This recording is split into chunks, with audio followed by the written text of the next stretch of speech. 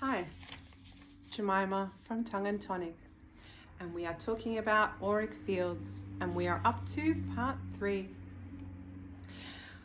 Often when we have been through certain circumstances, we have potentially interacted with ourselves or others in a harsh way, our energy shifts forward. This creates pressure points throughout our field. There are multiple ways to repair these pressure points. Holes, maybe the weavings come undone. First of all, you need to deeply imagine what your auric field looks like. What does it look like? Is it a certain color? What does the structure look like? Is it an energetic form of salt from the earth, or water, or ice, or maybe it's a color. Potentially it's light. Is it light weaving together? Are there multiple energies weaving through your field depending on where you're going or what you're doing?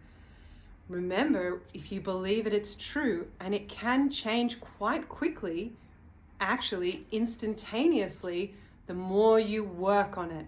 So if you have put a belief system in that your auric field changes according to each circumstance that you are in, and that belief system is locked in, it'll become an instantaneous change for you.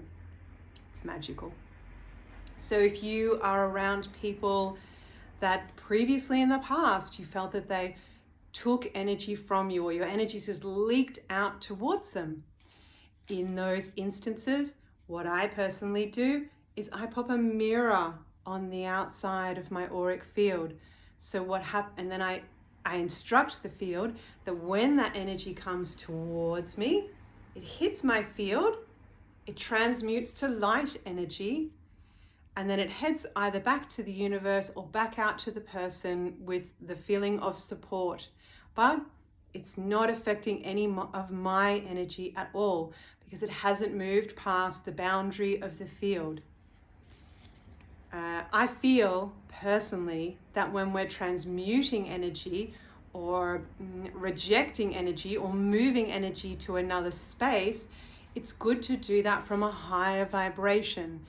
If you're throwing the energy back at someone like mud, it is a lower vibration action.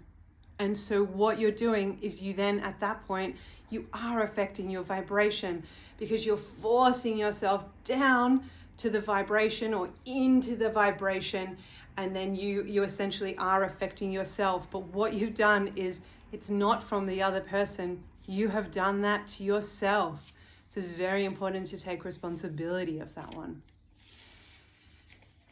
Another way to glance or look at your field is to then step outside of yourself and look in. What does it look like from the witness point, or the point outside of you?